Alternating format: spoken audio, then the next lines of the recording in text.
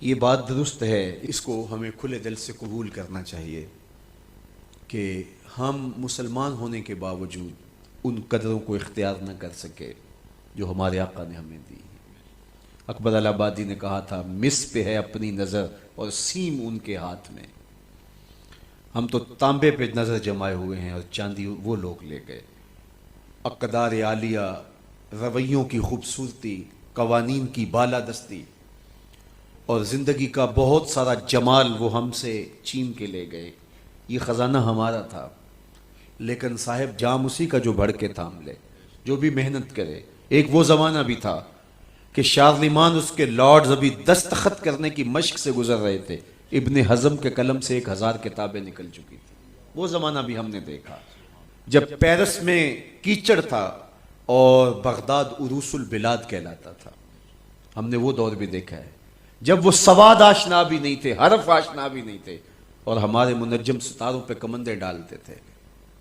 جب ہم محنت کرتے، خدائے زندہ زندوں کا خدا ہے، یہ اس کا اصول ہے، یہ اس کا ضابطہ ہے، لیکن جب ہم جو ہیں وہ پیچھے آ گئے تو انہوں نے آگے بڑھ کر جام تھام لیا۔ یہ بات میں ضرور کہوں گا، خیر کی قدریں جہاں بھی ہیں، کسی کفر کے معاشرے میں بھی ہیں، لیکن وہ پھوٹتی میرے حضور کے قدموں سے ہی ہیں۔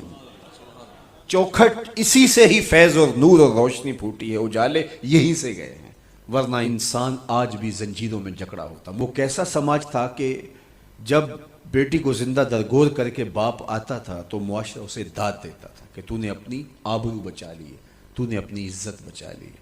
اور یہ اتنا بڑا گھنونا جرم، قیامت کے دن سب سے پہلا سوال نماز کا ہوگا، لیکن سب سے پہلا فیصلہ قتل کا ہوگا۔ دوسرے لفظوں میں یوں کہہ لیجئے، حقوق اللہ میں سب سے پہلے نماز کا سوال ہوگا، اور حقوق العباد میں سب سے پہلا فیصلہ جو ہے وہ قتل کا ہوگا۔ اور قتل میں بھی وہ بچیاں جو زندہ درگور کی گئی، ان کا مقدمہ پہلے لایا جائے گا۔ قرآن بتاتا ہے وَإِذَا الْمَوْءُودَةُ سُئِلَتْ بِأَيِّ ذَنبٍ قُتِلَتْ، قبروں میں گڑی ہوئی بچیاں اٹھائی جائیں گی، اللہ کی عدالت ہوگی، ان کے ظالم باپ کٹہرے میں کھڑے ہوں گے۔ اللہ ان بچیوں سے پوچھے گا بِأَيِّ ذَنبٍ قُتِلَتْ، تمہیں قتل کیوں کیا گیا؟ اب ان بچیوں کو تو پتہ ہی نہیں ہمیں کیوں قتل کیا گیا۔ ابھی آنکھ کھلنے نہیں پائی تھی کہ بند کر لی گئی، زبان بولنے نہیں پائی تھی کہ نوچ لی گئی، زندگی کا پھول ابھی کھلا ہی نہیں تھا کہ مرجھا گیا۔ انہیں تو پتہ ہی نہیں ہمارے ظالم باپوں نے یہ قیامت کیوں اٹھائی، یہ غضب کیوں توڑا، ہمارے معصوم دامن پہ کون سا داغ دیکھا کہ ہمارے ظالم باپوں نے ہماری زندگی نوچ لی۔ کہتے ہیں گڑھا کھودتے تھے، تاریخ پڑھیں، دل آج بھی خون کے آنسو روتا ہے، اور گڑھا کھود کر کے اس میں کھلونے رکھتے اور بچی وہاں بیٹھ جاتی اور کھلونوں سے کھیلنے لگتی، اور وہ اوپر سے ریت ڈالتے، اور وہ بچی پہلے پہل تو اس کو کھیل سمجھتی اور وہ اس کھیل میں خود شریک ہوتی، لیکن جب اس کے کندھوں سے اوپر تک ریت بڑھتی اور اس کی سانس دبنے لگتی، پھر اسے سمجھ آتی یہ کہانی کوئی اور ہے۔ پھر وہ معصوم اور ننھے ہاتھ جوڑ کے اپنے باپ سے زندگی کی بھیک مانگتی، لیکن ظالم سفاک باپ ریت ڈالتا، اور یوں اس کی سسکیاں، اس کی آہیں، اس کی چیخیں، اس کے آنسو اس ریت میں دب جاتے۔ اور اس معصوم ننھی چڑیا کے لیے نہ کوئی موم بتیاں جلانے والے تھے، نہ کوئی اس کے لیے احتجاج کرنے والے تھے، اور نہ کوئی اس کی FIR کٹتی تھی۔ باپ کو بھی داد ملتی، ماں کو بھی داد ملتی، معاشرہ سفاک اس پہ ماتم کرنے کی بجائے اس پہ خوشیوں کا اظہار کرتا۔ پہلی آواز پورے عرب میں جو اٹھی اور بلند ہوئی وہ میرے حضور کی تھی، بیٹیوں کو قتل کرنے والوں سن لو، میری فاطمہ میرے جگر کا ٹکڑا ہے۔ یہ پہلی آواز تھی۔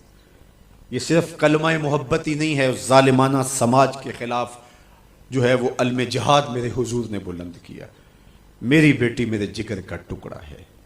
اور کہا جو دو بیٹیاں، دو بہنیں اللہ کی رضا کے لیے پروان چڑھائے اور ان کا نکاح کر دے، قیامت کے دن وہ یوں میرے نیڑے ہوگا جس طرح یہ دو انگلیاں کری۔ یہ جب میرے حضور نے فرمایا، مجمع سے ایک شخص کھڑا ہو گیا، حضور کیا جس کی دو بیٹیاں نہیں ہیں اس کو یہ اعزاز نہیں ملے گا؟ کسی بیچارے کی دو بیٹیاں نہ ہو، ایک بیٹی ہو، تو کیا اس کو یہ اعزاز نہیں ملے گا کہ وہ آپ کا ساتھ پائے؟ حضور نے فرمایا اسے بھی ملے گا۔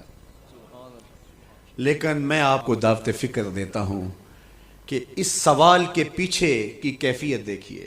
اس کی ایک بیٹی تھی، کہاں بیٹیاں زندہ درگور ہو رہی ہیں اور کہاں ایک بیٹی والا کہتا ہے کاش کہ میری بھی 2 بیٹی۔ یہ تھا لایا ہوا میرے حضور کا نظام۔ بیٹیوں والے فخر کرنے لگے کہ ہماری بیٹیاں، یہ ہماری بخشش کی ضمانت ہوگی، 2 بیٹیوں کا نکاح کر لو، بخشش کی ضمانت۔